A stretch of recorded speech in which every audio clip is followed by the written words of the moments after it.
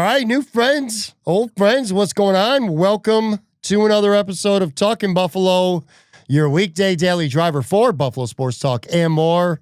My name is Patrick Moran. Thank you to everyone out there, as always, for listening to the show, for watching, however you consume Talking Buffalo. Appreciate you guys very much. Shout out to our sponsors, Sunny Reds, 1841 Abbott Road, also Imperial Pizza, 1035 Abbott Road, in a second location now, Main Street near Canisius College. All right, yesterday was all about football.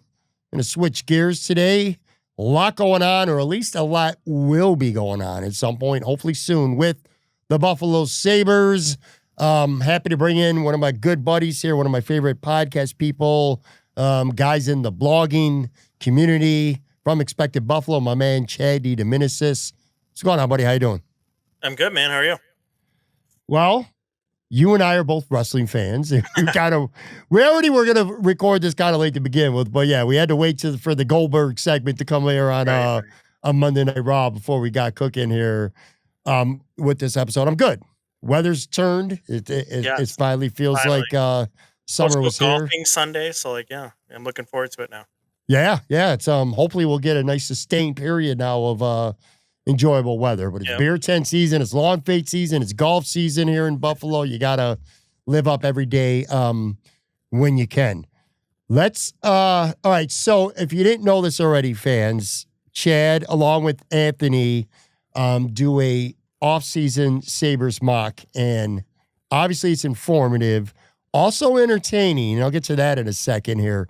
What I want to do today while I have Chad on the show is, well, we're going to talk Sabres. I want to ask you about JJ Peterka, and then I want to kind of dive into your mock Sabres offseason and kind of go through that with you and some of your thought process. I would strongly advise everybody who's listening to the show, if you're not already, first of all, subscribe to Expected Buffalo, $7.99 a month, something like that. It is absolutely a bargain. More specifically, the podcast, the mock podcast that you did with your partner, Anthony, recently. I got a chance to listen to the majority of it today in advance of recording with you. And we were talking for just a minute before we went on the air here. Really entertaining, obviously informative, but there's a part, and this is why this alone to me was worth going and watching and listening.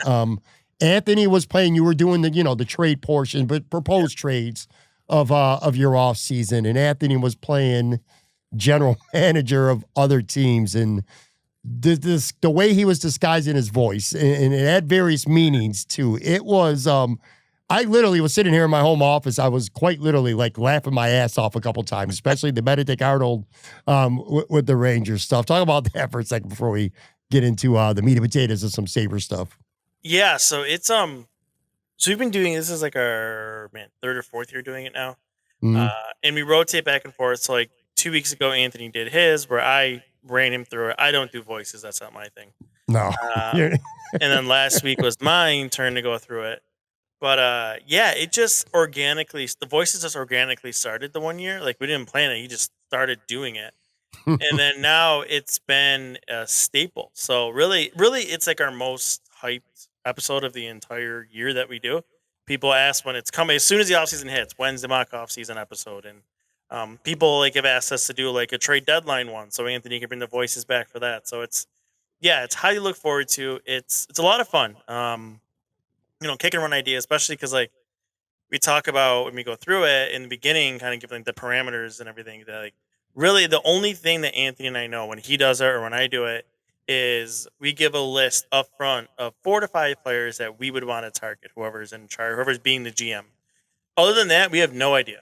He has no idea what trades that I'm coming up with, what trades I want to propose to him as being the general manager, and vice versa. I have no idea what he's bringing. He has no idea what trades I'm going to throw on the table at him. So that kind of gives it a little, I don't know, I guess a spice to it. Because really you go into it thinking this is what I want to do. And then you get that one trade offer. You're oh man, I can't say no to that. Now I got to do that. And now it changes the dynamic. So it's fun, being on the spot, having to make those decisions. It also kind of gives you some perspective. Of course, the NHL offseason doesn't happen in an hour and a half podcast episode, but still, it's it's making those decisions and kind of being in that spot where you got it. It kind of gives you a little bit of a feel for maybe what it's really like.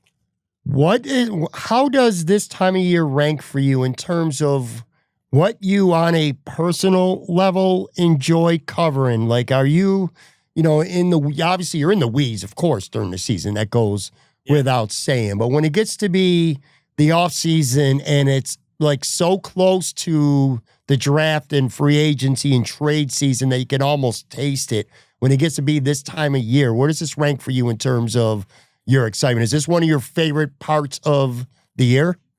Yeah, I think so. Because it's, you're not talking about a team like during the season that for the last 14 years at least has not been good.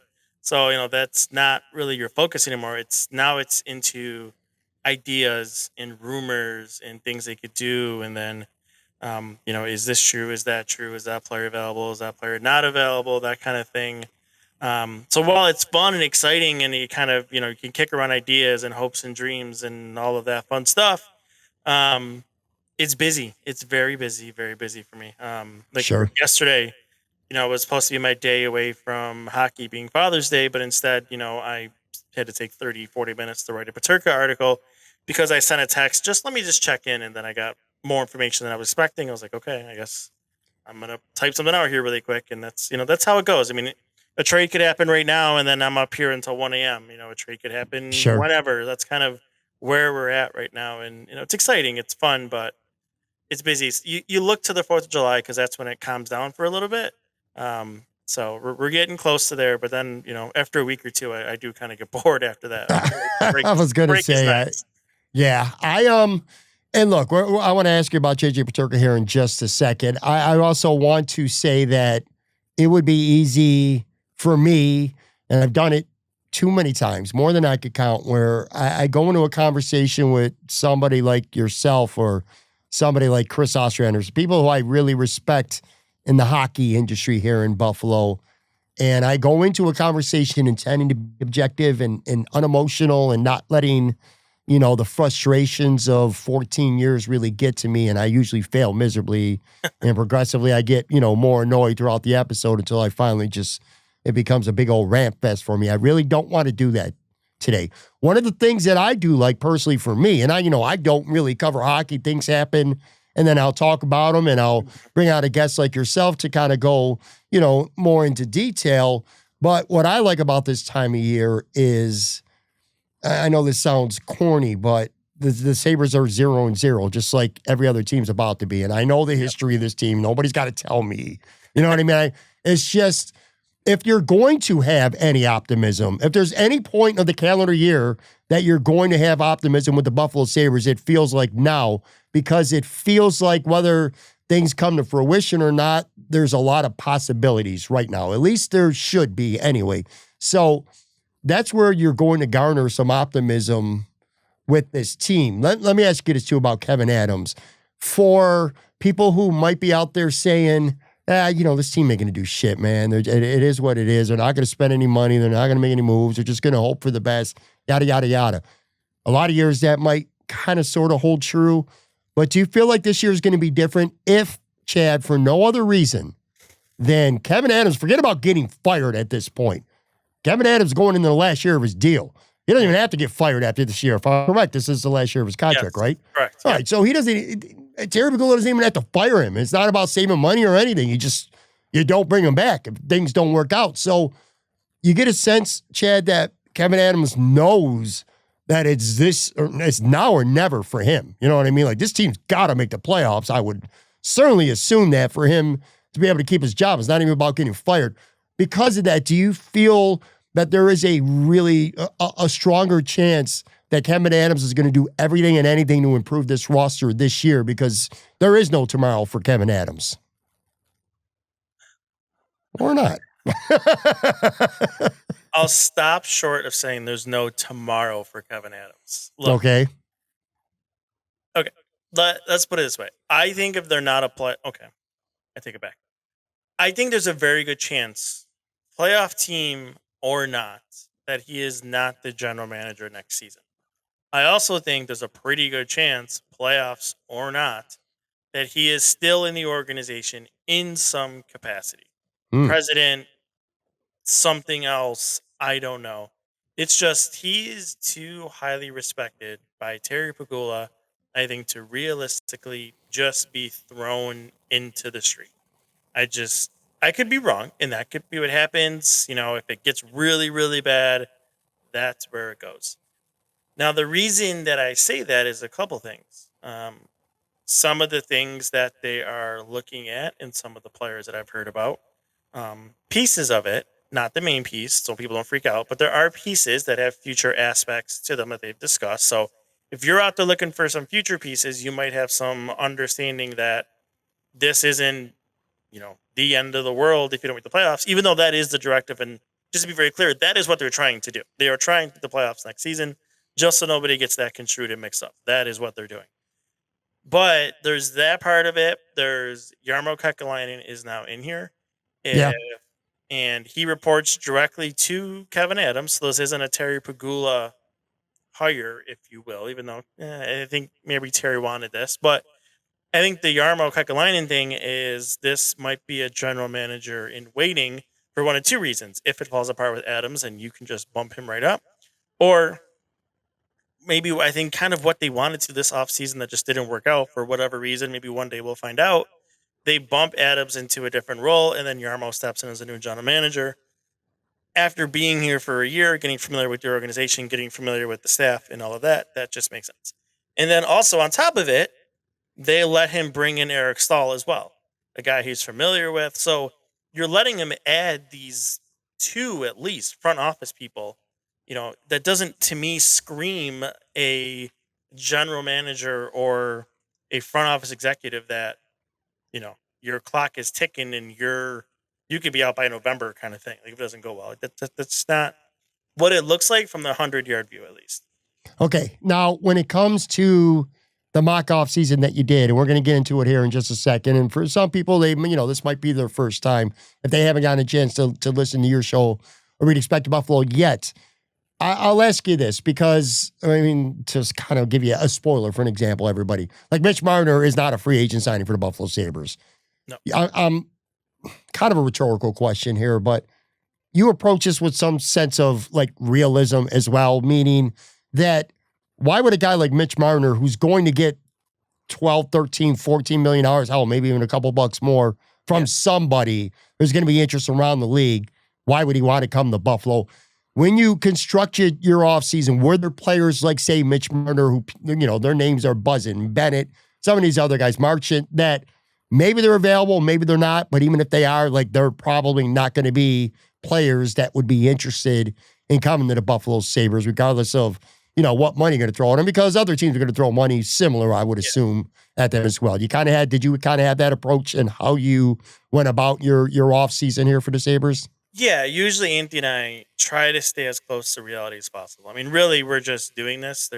Besides each other, we do say no to each other sometimes, just for the sake of, the content of it and not making it so easy. Sure. But really, like, there's, we could go silly if we wanted to, but we don't. We try to keep it as realistic. And even, like, and we'll get into it when we go through all this, but, like, the one trade I made, well, actually two of them. The one, when we get into, like, I'll talk about how, like, it's, it might be more creative than the average GM would put together. And then the other one was at the end was kind of like, I was running I couldn't find something I wanted to do. And that offer was sitting there from Anthony. So I just took it. But then if you listen to the podcast, I kind of talked about, like, this isn't really a realistic move per se, but I was out of time. It was late. I couldn't figure something else out. I was like, I'll just take it, whatever. Let's just go. Kind of thing. But yeah, we try to keep it as real as possible. So no, there's no, Mitch Marner. There was no Nikolai Ehlers stuff. Really free agency, even like trades that we do, we try to avoid guys or take into account guys that have no trade clauses. So, like, there's some instances where I'll be like, nope, sorry, he won't waive his no trade clause. And we kind of go through that. Or there was Jason Robertson trade that we talked about. And I told him, like, I had to call Robertson's agent, be like, would you extend with the Sabres? And he said, nah, I don't know, not right now. I don't know if we'll see how it plays out. And then I was like, no, I'm not going to make that trade then, based on what he told me. So yeah, we definitely try to keep some realism to the whole thing. Yeah, when I read a report about Mitch Marner, and it said something about he was going to be taking meetings with teams. And Toronto would be one of the teams he's taking a meeting with. I'm like, if you got that kind of interest, it kind of felt like LeBron-ish back when he was a free agent the first time when he ended up in Miami and he was taking meetings with teams and it was this big ordeal. I'm like, Yeah, he ain't going. It's not going to be with the Buffalo Sabres. It's just not. Maybe down the road, hey, 2-3 years from now, a Mitch Marner type of player could be somebody that Buffalo could bring in. But anyway, I don't think that's the case right now. But before they go in trying to land a Mitch Marner, let's talk about what the hell is going on with JJ Peterka right now, man. This is really interesting. And there's reports out there that the Sabres are at least listening to offers for Peterka, and there is a growing sense, or you tell me if I'm wrong, but it feels like there's a growing sense that JJ Peterka just might not be that happy, man, and he might not want to be here. What have you heard? Where do things stand right now with JJ Peterka? Like, kind of describe what's going on with this situation as best as you know. Yeah, so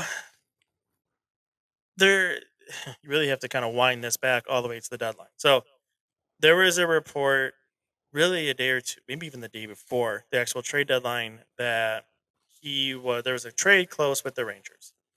Mm-hmm. I reached out, and then I think another, like, New York reported it almost at the same time. We both came to the same conclusion. Patently false, not true. Like, they never realistically considered trading Peterka at any point during the season at the deadline.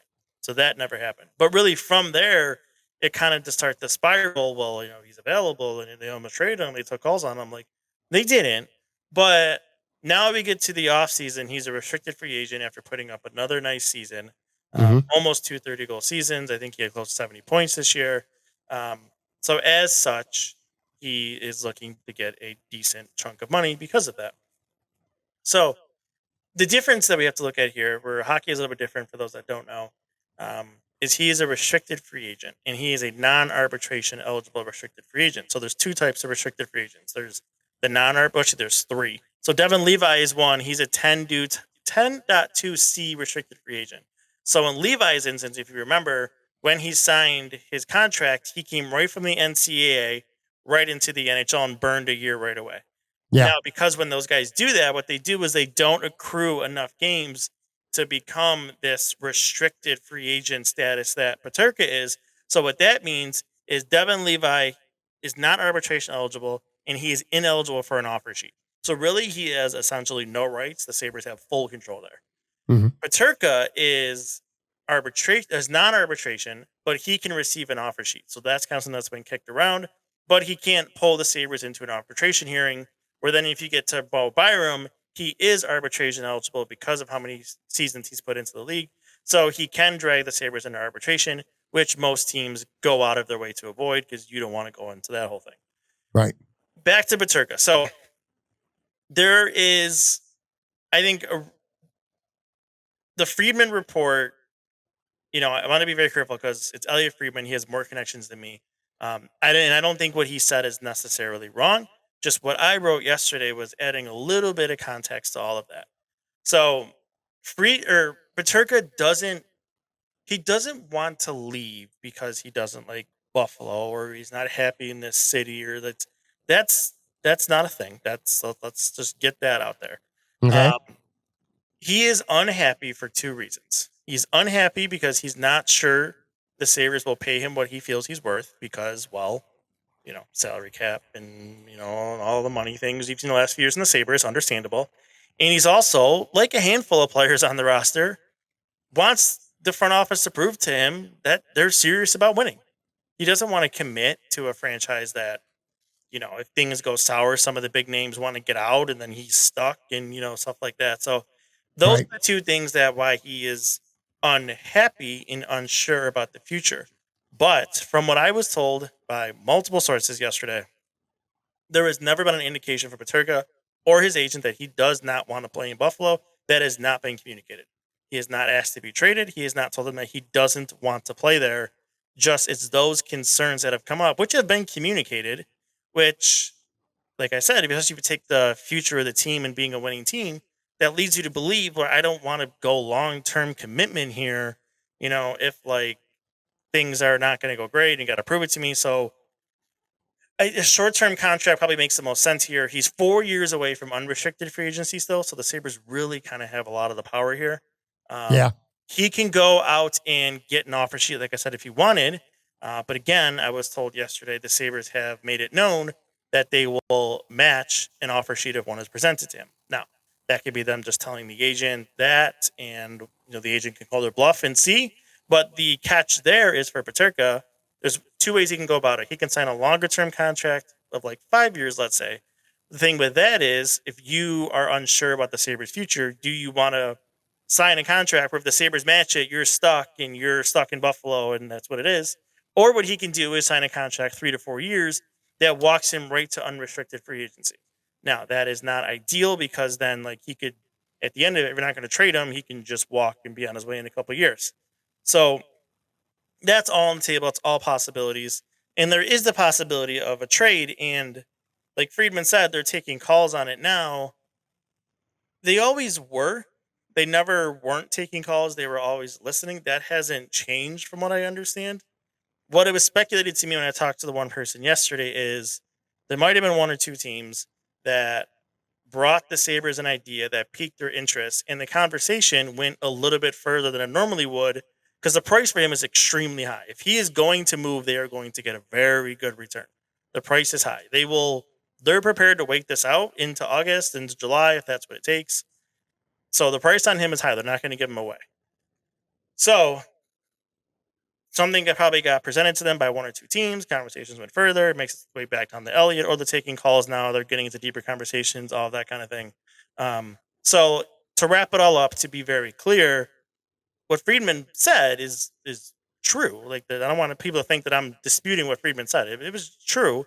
I just added some context into it with the reasons why he's mad and the offer sheet thing and where it stands. Because a trade is 100%. I'm not saying he can't get traded. It is 100% possible still, but I don't think it's as likely as maybe it's been made out to be. It's unless someone's going to pay a ransom, they're just not giving him away. They're prepared to do a short-term contract if that's what it goes to, and then they'll kind of work their way through things.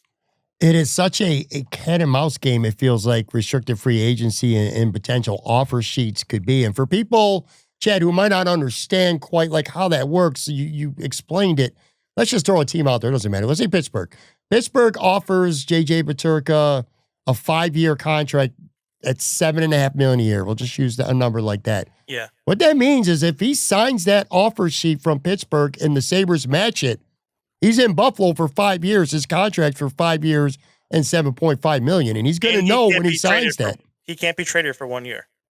Right. So, again, because I know some people, my first thought would be like, well, why the hell would he sign? What has he got to lose? Well, that's not true. He could kind of get stuck with the Sabres for a long time if he signs an offer sheet that the Sabres are going to match if he truly does not want to be here. So, like I said, it's a real cat and mouse game. It's so interesting. One last thing before we get into your offseason mock here in the second half of this show. I want to ask you a question. Are we kind of sleeping a little bit on, we're talking about all these forwards for the, what they may do or what they may not do, what's on this roster. Are we sleeping on and I'm talking about the average fan, sleeping on what a healthy Joshua Norris could bring to this team? It feels like this is a top 6 forward that we don't even think much about. Because he hasn't been healthy. He only played, 3 games, I think he played with the Sabres after the Cousins trade. I mean, this is a dude that he's a year younger than Tage Thompson. He's making more money than Tage Thompson. They're both signed through 2029, 2030. And he's only played, I was looking it up, he only played more than 56 games one time so far in his 6 full years of being in the NHL. That's not great, but man, obviously he's a good talent, man. He's a legit top 6 guy. So you got to, hey, man, if you could get lucky, it's kind of like the Bills with Joe Bosa, different situation. Joe Bosa's long injury history, but actually it's not that bad of a comparison because Joey Bosa's only 29 years old. It feels like he's 39. It is he's 1 only year 29. versus 6 years of control, though. That is true. Yeah, contract stuff aside. But what I'm saying is, if Joey Bosa is healthy, he could be really good for the Bills. Yeah. Whereas, if Joshua Norris is healthy with the Sabres, man, it's a good player, but I don't know, man. You count on him being healthy. You operate on the premise that he's going to be able to stay healthy. Put it that way. I don't operate on that premise because he hasn't done it. So you can't operate on that premise. You can be hopeful and want that to be the case, but until he does it, you cannot operate on that. We've had conversations with people I've talked to, and I've said if you could tell me right now he's going to play 70 games, I'll sign up for it right now. I'll take that, Yeah, Norris, I go back and forth a lot on him because for me, like, the one thing where he's an improvement over Cousins is I think he is a better two-way player. And I'm not going to tell you he's some defensive savant by any means, but he's a better defensive forward in, that regard. So that's but there are limitations to his skill set. In particular, he's really just a straight finisher. That's what he is. He's just a finisher. His assist rates, when you look, like his primary assist, I think Kevin, most people who follow Twitter know who Kevin is on Twitter, Sabres guy, had a tweet the other day where he showed like that last season, Ryan Reeves and Josh Norris, and Ryan Reeves had a higher primary assist per hour rate than Josh Norris last season. So he's not a playmaker. He's not a puck distributor. And in some instances, you're like, okay, that's fine, whatever, we'll get over it. But the Sabres have a ton of those. That's Thompson is, although Thompson has some playmaking to him, but still, that's kind of what he is. That's what Peterka is. That's kind of what Tuch is, with a little bit more playmaking upside. Kulik is, looks like he's that kind of thing. So you have a lot of finishers, but not that many guys that help get the puck or get it to the danger areas. And, I want to say in one hand, like that could be an issue, but on the other hand, this team just scores goals in bunches, so maybe it's not really an issue. But still, you would like some diversity. And for me, it's, you got out of the Cousins contract, which is great, but you brought in a guy who's more expensive and plays less. Like, that's, what are you going to get here? Like, if he plays 50 games again this season, like, you got 5 more years left. Like, what are you going to do? You're not going to be able to move him. Like, no one's going to, you're going to have to pay if you want to do that.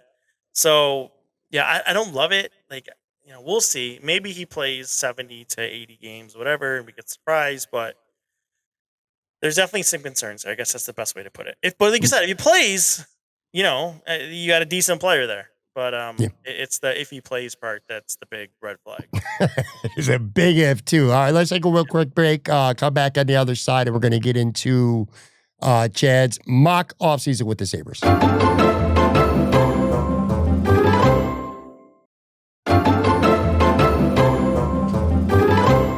All right, I am back here with Chad DeDominicis.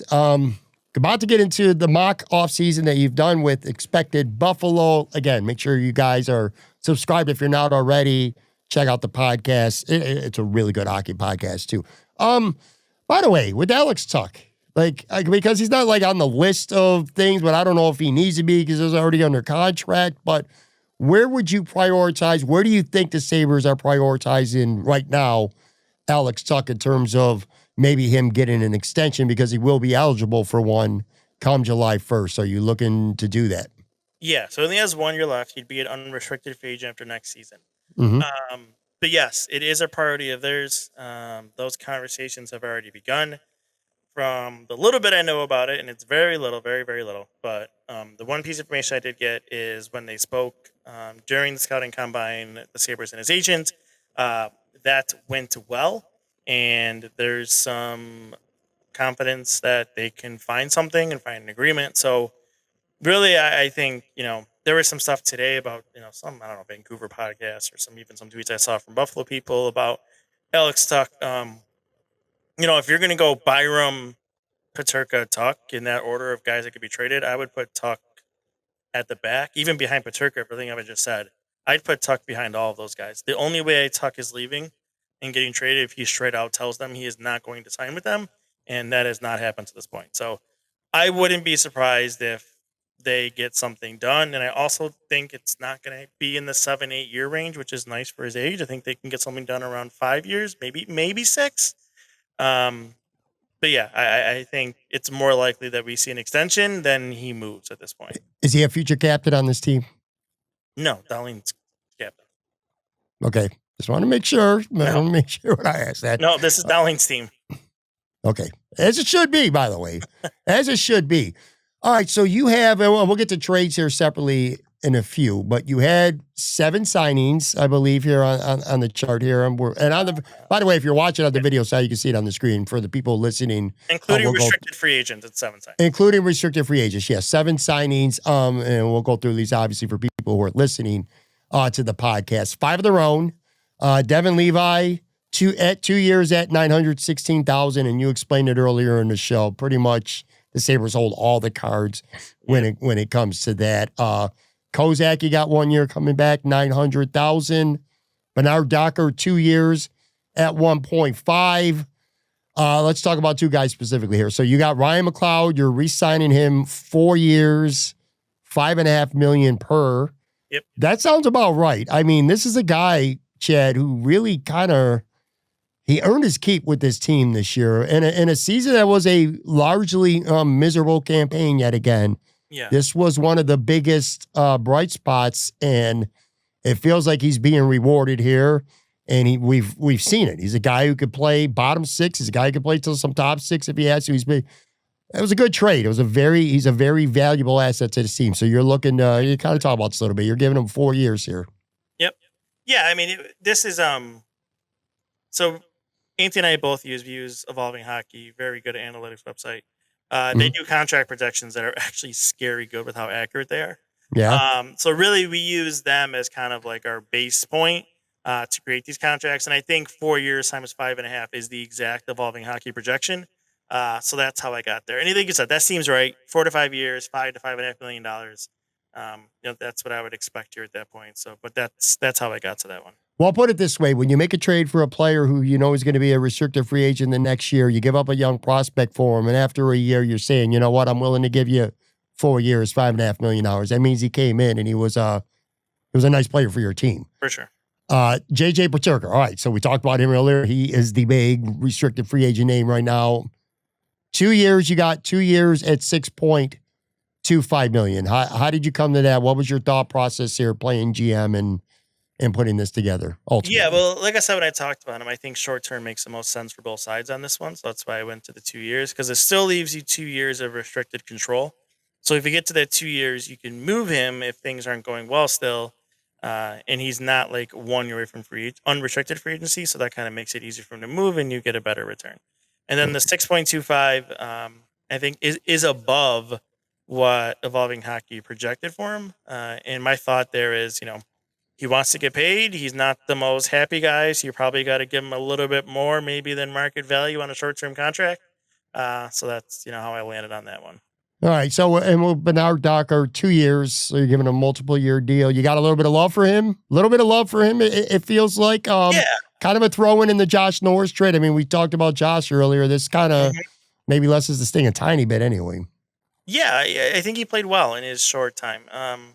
Better than I thought he would do. He showed some chemistry with Owen Power too, which was kind of nice. So yeah, I mean, if he wants, to be a third pair guy, that's a great contract, $1.5 million for a guy, that I trust can reasonably play the role, and you're not asking a lot out of.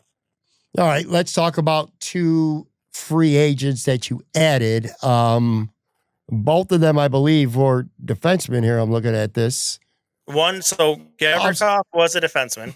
Okay. So he's an unrestricted free agent. So his was Talk about him. So he's from the Los Angeles Kings. That's where he's played the last few years. Before that, now the interesting part before that is he played for the Columbus Blue Jackets while Jarmo Kekalainen was the general manager. So there's some connection there if Jarmo wants to make a phone call there and try to get him to come back. He is a left shot defenseman, not a right shot defenseman. So some people will immediately write him off. I do not. In this instance, I think he can go play with Dahlin, or Owen Power and be just fine. Both those guys have showed they can play on the right. But, he's a bigger size. I think he's better defensively than some people give him credit for. He can even do some decent things offensively. So he's 29 years old. 4 years is not that bad at all. Realistically, for the Sabres, it might get into the $7 million range, especially for an unrestricted free agent.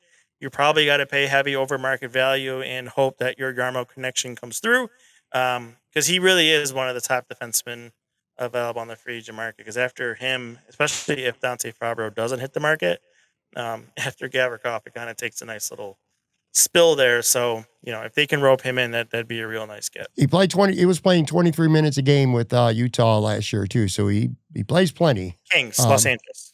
Yeah, my bad, Kings. I was thinking of Utah because I was thinking of Jack McBain, which I was wrong about again. It's not a defense. I was talking about a forward. He's a forward. You also added Jack McBain, 3 years, $3 million per season. Talk about him and where he slots value-wise and why you feel like he would be a good free agent fit. So he's actually a restricted free agent. So he's part of one of the trades that I did. So then after I acquired him, I had to sign him to a new contract. Gotcha. All right, that makes sense to me. But anyways, I'll kind of get into him anyways. So he is a guy, if you are in the neighborhood of a Sabres fandom that believes they need to get tougher, fighter, bigger, that is Jack McBain. I think he's 6'4", 6'5". He's not afraid to drop the gloves, but he can play. So he played primarily third line center for Utah last season. He had a decent year, I think like 11 or 12 goals, 27 points, which isn't bad for what he would be in Buffalo. He would probably be my fourth line center or winger because he can play center or wing. And that gives him, a tougher guy, a bigger guy to add to your lineup, to your mix. So, yeah, that was one of the reasons I targeted him out of Utah. Friedman mentioned him on the 32 Thoughts podcast that he could be under the radar offer sheet guy that someone could go after. I don't know if I would go that crazy. But hearing that, I was like, maybe he would be available. So then that's how I got him roped into the one Utah trade that I made. All right. And you have trades, I believe 4 of them that we have. And let's kind of go through them. One guy you traded for, and then looks like you flipped him right away, too. So this is ultimately a 3-team trade, this first one. So it's broken out like this because you can't do a 3-team trade in Puckpedia. Okay. But it's ultimately a 3-team trade. So, all right, so this is Sabres, Rangers. Yep. And Utah. Okay. Yep. So the meat and potatoes of this for people who are listening who can't look at the screen, you're trading Bo Byram to the Rangers. Yeah. Lafreniere ends up going along with Greenway and Rosine to Utah. Yep. And the Sabres get Jack McBain, who you just spoke of, and the defenseman, Michael Kesselring, too, as well. Obviously, that's the big piece in there. You talked about McBain. Should be a pretty solid fourth-line guy. Play a little bit of third line, 25 years old. Talk about the other guy, 25 years old, right-handed defenseman. It feels, obviously, you're giving up the, like I said, with Greenway and Byram. This is like the big piece that goes back to the Sabres. What about him interests you? So Greenway, I moved off to start with him. And it's not that I don't like the player, because I do. And it's one of the reasons I had to get McBain back, because I had to keep kind of that size, toughness aspect, if you will. But we talked about Norris with missing so many games. Well, Greenway's in that same boat. I really can't. I was trying to avoid having 2 players on my roster that may combined almost $12 million that maybe only give me 50 games max. So I picked Greenway as the guy that I would move off, because realistically, they're not going to trade Josh Norris. I know they're not doing that. So Greenway is the guy that I picked. And this is the one where I said I'm kind of starting to bend reality a little bit and the creativity of an NHL GM. But still, kind of we landed here. So then, Kesserling. So he is he played fourth. He played second pair of minutes for Utah this past season. He's a guy that he's going to be restricted free agent next season, but I think that he's someone where you can put with like Dahlin. I always have reservations again about taking a guy who plays, 4th or 5th defenseman minutes and flushing him up to Dahlin, who plays, 20 minutes a night, because it's a step and you play against a different level of competition. So there is some, sketchiness in that. But the nice thing is that Dahlin really kind of fits with anybody you put him with. Right. And I think Kesserling has some nice defensive aspects to his game. His puck movement, and then also he doesn't kill penalties, which kind of was like, but still, I think, it's cheap. And what I was trying to do, which I don't end up doing, but what I was trying to set up here early in this is I wanted to eventually get to a point, right enough cap space to take a run at Brad Marchand as a free agent. Didn't get there, so that's why we went over the signings. I didn't end up doing it.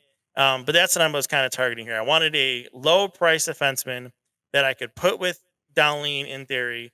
And then I went out and I spent on Gavrikov, who is a legitimate top 4 defenseman that then can kind of play at power, or, they can fluctuate as the season goes on. That would be fine. But yeah, that was my plan of attack on defense, to kind of open up some money for me too, as I could try to chase something offensively. It really feels so important to find somebody who could be good with Owen Power, that Owen Power Yeah. could flourish with. Because to your point, it feels like Dahlin could play. You can play with me or you, and I still feel like he's going to be all right out there. Yeah. But it's really critical for one of those guys to become a good pairing with Power. Another trade you had, I'm going to assume this was for cap reasons. You basically gave away Connor Clifton. Yeah, correct. You traded him Chicago for a 7th round pick. That's all about cap space, right? Yeah, that's a complete cap dump. Yep. Gotcha. That's what I figured. Not much context really is needed to that. All right, and then this is the last one. And honestly, as a guy who talks Sabres and follows hockey to an extent around the league, but not all that tight, you're going to have to, I don't want to necessarily say sell me on this, but you're going to have to enlighten me on this trade. So you trade Jack Quinn, and which I don't care about that, but also Constell Hellenius, their first pick last year, and you trade him to Utah for Barrett Hayden and Alexander Kerfoot. You explain this to me. Tell me about these two guys, because my first thought without knowing them, and again, I don't have the benefit of knowing them that well. I'm like, damn, dude, you trading already? You won't give up Hellenius? What's up with that? So tell me about this trade and why it would make sense. Obviously, you think it would. Why would this make sense for the Sabres? You tell me. So this is the one where I told you, like, I don't think it's that real. And this was the one, like, I was at the end, I was like, okay, I'll just take it, like, because I couldn't find anything else. So this is, I will say before I go into all this is probably not a realistic scenario, especially in Hayton's case. We'll get to that in a minute, though. Well, hold on. Realistic as in Sabres would never want to do this, or realistic as in Utah wouldn't want to do this? No, I don't think Barrett Hayton's going to get traded. That's okay. What I think isn't the realistic part of it. Gotcha. And this was one that Anthony presented to me, so it's like, gotcha. Like kind of, again, if a GM offers you this and you like it, then okay, you would take it. But I think in real world, Hayton isn't going to get moved by Utah. But anyways, kind of to bring it back to Hellenius, like, well, let's pretend it is. So the one thing too that, yeah. So I'll kind of take you through my process. So Hellenius, like, the one part that isn't in here is we also did like a draft too.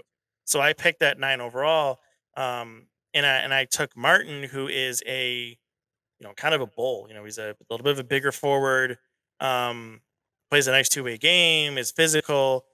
So he, in my mind, that happened before I did this, is okay, I have somebody in my prospect pool that can already replace Hellenius. And then I have Noah Ostlund, and I have other pieces too in my system. So, like, I'm okay to move Hellenius. Like, he's a nice player. I like him, but, like, the spot that I'm in right now, like, I'm trying to win games. And then Barrett Hayton, who I would get in this, is a 24-year-old forward. He's mainly the second line center for Utah. He might even be their first line center next season. He had a nice season, I think above 20 goals, almost 50 points. He's a nice player. And, if the Sabres would get their hands on him, that would be excellent. And I think I like him better than I like Josh Norris, for sure, kind of by a lot. But again, I just get to the point where, like I said, Utah is not moving that guy. He's part of their core. He's younger. I mean, look at this cap. It is only $2.7 million. He's a restricted free agent next season, but still, I mean, that's a manageable cap situation for them. So yeah, he's just not going to go. And then Kerfoot was, Anthony wedged him in there. It was like, cause you got to take this money. So really for him, after I got him, I sent him down to the AHL to get him off my roster. He wouldn't be on my NHL roster. So he was just a take money back to make this happen kind of thing. Gotcha. All right. So kind of, let's just, for fun, this comes to fruition. You added 2 guys who you're going to expect to be amongst your top 4 defensemen. Mm-hmm. You added McBain and Hayden as forwards. Yep. JJ Peterka stays, which is obviously significant. One thing we have not talked about this entire podcast pretty much is goaltending. So the Sabres, in your mock-off season anyway, they do not sign a goaltender. So are you running with UPL and Levi going into the season, or are you still looking to add a Reamer type to back up UPL? Like, what's your thought process as things stand right now when it comes to the goaltending situation with this team. Yeah, when I got done with this, I had like $1.2 million left in cap space. So there is, if I wanted to, I could have went and chased a low term or a low, like a Reimer. Basically, he made $1 million last year. I could have went and did something like that again. Mhm. But as I said, in the stance of keeping it real, I think what's really going to happen is the Sabres are going to go into next season with Luukkonen and with Levi. So that is why I just stuck with that to kind of keep the sense of realism behind it. I did talk as we were going through it. As I kind of like, I think I got to the point where Anthony like said to me, like, because at the end of we go through all this, we kind of like talk it through. It's like I knew you were in great shape when you had $12 million left and 2 roster spots to fill. And at that point too, when I looked, I was like, oh yeah, like I'm cruising right now. I'm like, I can get these players I want, and I can get a goaltender, and like this will be nice. But then when I did Gavrikov, then I think something else, took a little bit more money than I anticipated. I just didn't have the money remaining to do that. But for me, like I don't want them to invest heavily at the goaltending position unless it is something that is a guarantee. I can't really say guarantee, but has a proven track record of being good. Look, in the NHL, goaltenders are very up and down from year to year. Inconsistency reigns there. Besides, like your top 4 to 5 guys, you are up and down every single year, and you can hope it's just as likely that Luukkonen bounces back next season as it would be to go trade for, I don't know, John Gibson, and he has a good it's Gibson could go down, Luukkonen could go up. Like there's not a certainty there. Now, if you're trading for, let's just throw out like UC Saros, who was absolutely not going to move.